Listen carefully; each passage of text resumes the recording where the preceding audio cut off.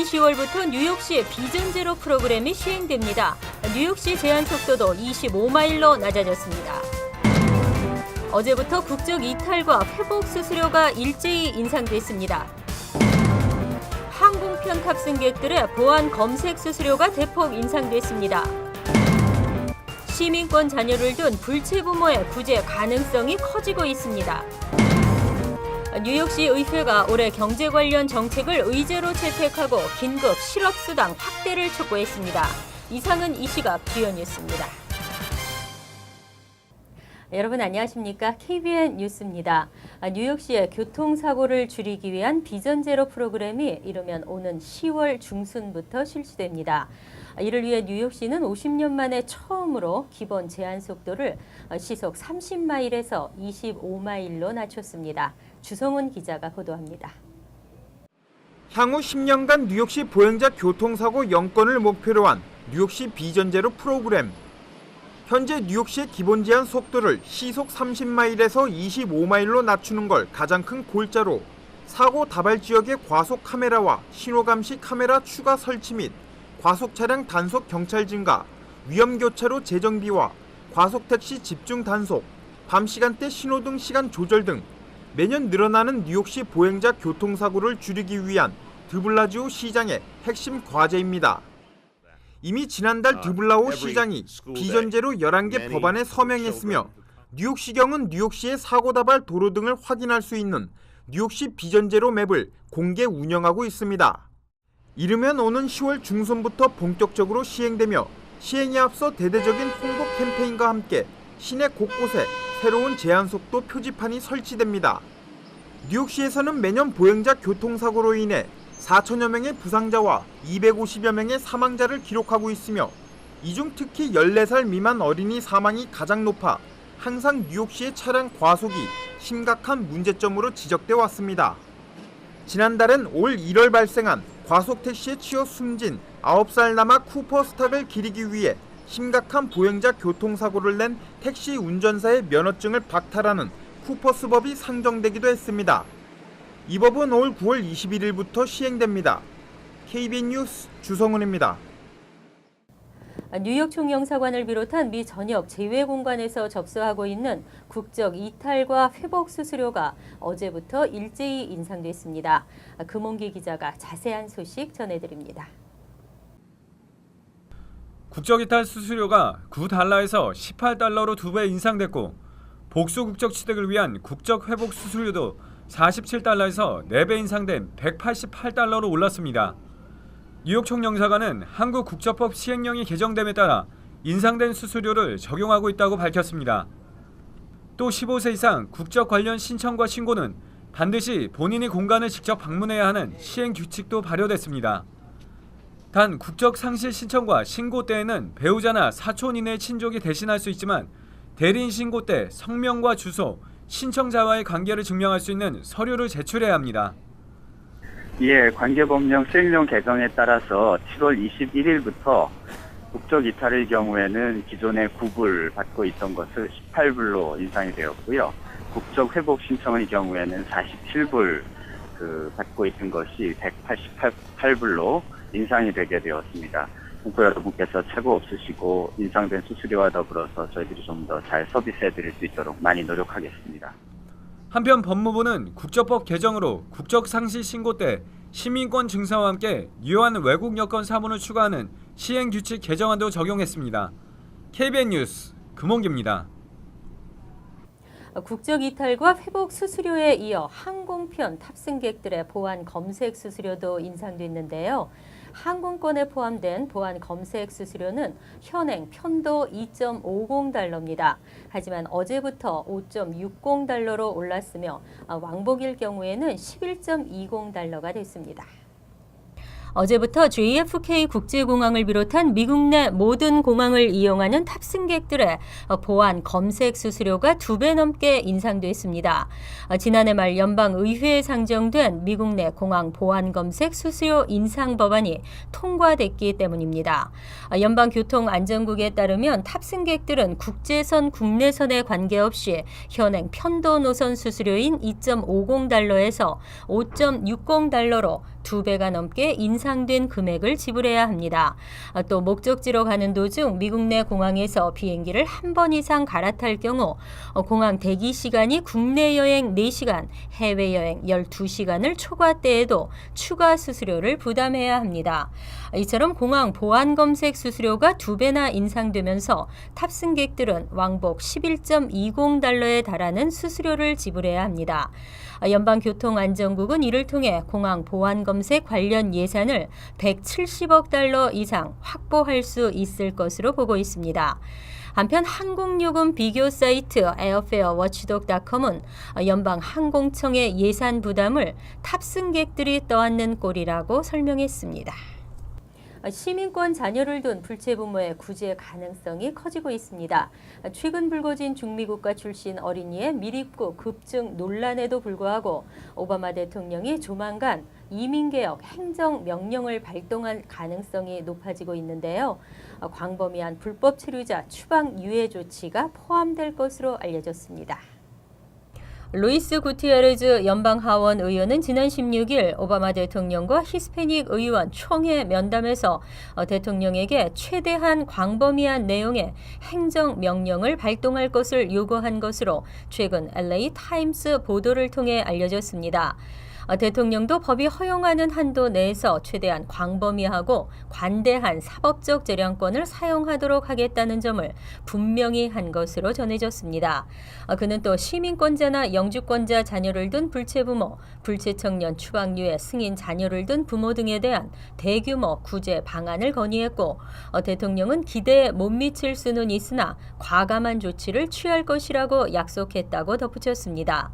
이에 따라 이민자 커뮤니티에서는 시민권자 자녀를 두고 있는 불법 체류 신분의 부모 약 380만 명의 구제 가능성이 매우 높을 것으로 전망하고 있습니다. 또 영주권자나 두리모 자녀를 둔 불체 부모까지 합할 경우 구제 대상이 470만 명으로 늘어날 수 있습니다. 이들에 대해서는 우선 형사 범죄 전과가 없으면 추방이 중단되고 추방유예 승인 불체 청년들과 마찬가지로 일정 기간 추방 유예 조치와 함께 합법적 취업이 가능하도록 노동 허가까지 발급해 줄 것으로 기대를 모으고 있습니다. 뉴욕시 의회가 저소득층 서민들을 위한 경제 관련 정책을 의제로 채택하고 연방정부에 협력을 요청했습니다. 저소득층의 최대 현안인 최저임금 문제와 주택 문제 등이 포함됐는데요. 특히 시의회는 긴급 실업수당 확대를 촉구했습니다. 뉴욕시 의회는 2014에서 2015 회계년도 연방정부 예산 활용 및 입법 의제로 저소득층 근로자와 실직자의 생계 보장에 초점을 둔 경제 정책을 채택했습니다. 시의회가 어제 발표한 의제는 긴급 실업수당 확대와 평등 최저임금, 공정급여, 고용차별 금지와 근로소득 세액공제 확대, 유급병가 확대 등입니다. 근로자들의 일자리 안정과 노동 환경 개선 등에 중점을 두었습니다. 실업수당 확대 법안은 지난해 99주에서 73주로 줄어든 수당 지급 기간이 다시 늘어나고 연방정부는 총 90억 달러의 예산을 투입해 이러한 정책을 뒷받침할 것을 요청했습니다. 법안이 통과되면 280만여 명의 실직자들에게 지속적인 지원금을 지급할 수 있게 됩니다. 이외 서민주택과 교통, 치안, 교육, 이민과 민권 등이 포함되어 있습니다. 또 1,000만 달러의 예산을 투입해 연방재난관리청이 콘도나 코앞 등 공공장소가 있는 건물에 사는 자연재해 피해자들에게 수리 비용을 돌려주고 자폐 아동과 그의 가족을 돕기 위한 내용도 들어가 있습니다. 멜리사 마크 비버리토 시 의회 의장은 이번 의제는 다양한 분야를 다루고 있다며 연방의회가 이들 법안을 조속히 통과시켜 뉴욕시와 연방정부가 함께 발전할 수 있기를 바란다고 강조했습니다. 뉴욕시 모든 신생아들은 출생 바로 직후 B형 간염 예방 접종을 해야 합니다. 하지만 이를 지키는 병원은 20%에도 못 미치는 것으로 나타났습니다. 뉴욕시 대학병원의 상당수가 모든 신생아에게 B형 간염 예방접종을 실시하라는 정부 권고를 지키지 않는 것으로 나타났습니다. 마운트 사이나이와 베스 이스라엘 병원의 경우 지난 2012년 신생아 가운데 20% 미만에게만 B형 간염 예방접종을 실시한 것으로 나타났습니다. 마이모니데스 뉴욕대병원, 루즈벨트 병원 등도 신생아 B형 간염 예방접종 비율이 20에서 40%에 그쳤습니다.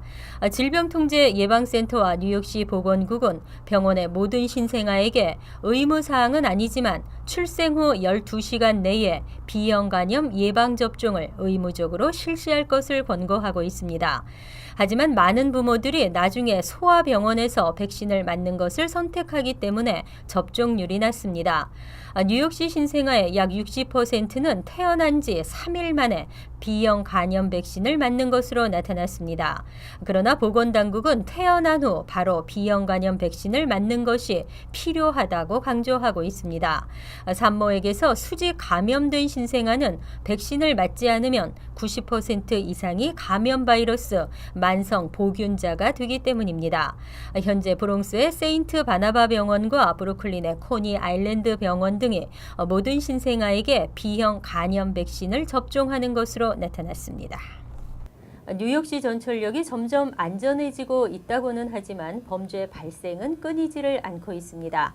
뉴욕시 전철역 중 범죄가 가장 많이 발생하는 역은 맨해튼 타임스 스퀘어 역인 것으로 나타났습니다.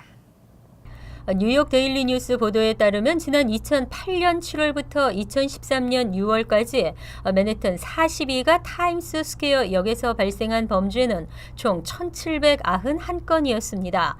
뉴욕시 전철역 중 최다입니다. 하지만 전체 이용객 10만 명당의 범죄 비율은 0.28건으로 나타나 전체 역사 중에서 중간 수준을 기록했습니다. 맨해튼 34가 헤럴드 스퀘어 역은 이 기간 총 578건의 범죄가 발생해 전체 이용자 대비 10만 명당 0.31건으로 나타났습니다. 또 7번 전철 노선인 퀸즈 플로싱 메인스트리트 역은 559건의 범죄가 발생해 10만 명당 0.71건을 기록했습니다. 퀸즈 74가에서 브로드웨이 역은 347건의 범죄가 발생해 10만 명당 0.42건으로 나타났습니다. 한편 범죄 발생률이 가장 높은 곳은 브루클린의 브로드 채널역, 범죄 발생률이 가장 낮은 곳은 맨해튼 월스트리트 역으로 나타났습니다. 뉴욕시 택시 리무진국의 과잉 단속 논란도 끊이지를 않고 있습니다. 친구를 태우면서 불법 택시로 오인받거나 심지어는 부인을 태우고도 티켓을 받는 경우가 발생하고 있습니다. 택시 등록이 안 된 일반 개인 승용차들을 이용한 택시 영업행위 근절도 좋지만 억울한 피해는 없어야겠습니다. 뉴욕시 택시 리무진국 단속요원들의 무조건 잡고 보자식의 단속이 진행되고 있습니다. 실제 가족이나 친구 등을 태웠다가 억울하게 티켓을 받고 차량마저 빼앗긴 운전자들이 속출하고 있습니다. 택시 리무진국에 따르면 지난 1월 1일부터 올해 6월까지 7,187건의 재판이 진행됐는데 이 중 20%에 해당하는 1,442건이 무죄로 밝혀졌습니다. 이들 케이스 중 176건은 뒷좌석에 탄 사람이 유료 승객이 아니라 가족 또는 친구, 이웃이라는 걸 증명해 기각됐습니다. 또 뉴욕시 바깥에서 승객을 태워 시내로 들어오는 것은 합법인데도 규정을 어겼다며 티켓을 발부했다가 무혐의 처리된 케이스도 108건이나 됐습니다. 이 밖에 네일살롱이나 식당 직원들에게 교통편을 제공하는 차량을 적발했다가 기각된 경우도 68건으로 집계됐습니다. 경찰 관계자는 통근용 차량은 직원들에게 회사 명함을 지참하도록 하고 업주는 직원들의 이름을 외워둬야 한다고 설명했습니다. 한편 불법 택시로 적발된 운전자는 무죄 판결이 내려지더라도 차량 압수에 대한 배상을 받을 수가 없어 경제적으로 큰 피해를 감수해야 합니다. 뉴욕시 시티바이크 이용 통근자들이 늘고 있습니다. 시티바이크가 출퇴근 교통비로 소득 공제에 해당될 전망입니다. 시티바이크 이용자들에게도 혜택, 시티바이크 재정난에도 도움을 줄 수 있을 것으로 기대되고 있습니다. 어제 퀸즈 잭슨 하이츠에서 열린 뉴스 컨퍼런스에서 조 크라울리 연방 하원 의원은 시티바이크 서비스 이용 통근자들에게 소득공제를 적용해 주자는 법안이 주의회에서 추진 중이라고 밝혔습니다. CBS 뉴스에 따르면 크라울리 의원이 주도한 이 법안은 전철이나 버스를 이용하는 통근자들이 메트로카드를 살 때 소득 공제를 받는 것처럼 시티바이크 이용 통근자들에게도 같은 혜택이 돌아가게 하자는 내용입니다. 법안이 승인되면 재정난을 겪어오던 시티바이크 프로그램에 잠재적인 도움이 될 것이라는 게 이 법안 옹호자들의 주장입니다. 크라울리 의원은 법안 추진의 가장 큰 목적은 시티바이크 프로그램을 보다 대중화시키기 위해서라며 기존 멤버들의 이용료를 강압적으로 올리는 것보다 효과적인 방법이 될 것이라고 말했습니다. 한편 시정부는 지난 3일 시티바이크 재정난 해소를 위해 연회비를 현행 $95에서 $140로 약 50% 이상 인상하는 방안을 검토 중이라고 발표한 바 있습니다. 여기에 최대 $155까지 인상하는 방안도 논의되고 있다고 밝혀 시민들의 비난을 샀습니다. 한편 시티바이크는 시민들의 건강 증진과 비만 해소에 큰 역할을 할 것으로 기대되고 있지만 자전거 보관소가 교통을 방해한다는 내용의 소송도 제기됐으며 교통사고 증가를 우려하는 목소리도 제기되고 있습니다. 이상으로 KBN 뉴스를 마칩니다. KBN과 함께 즐거운 저녁 되시기 바랍니다.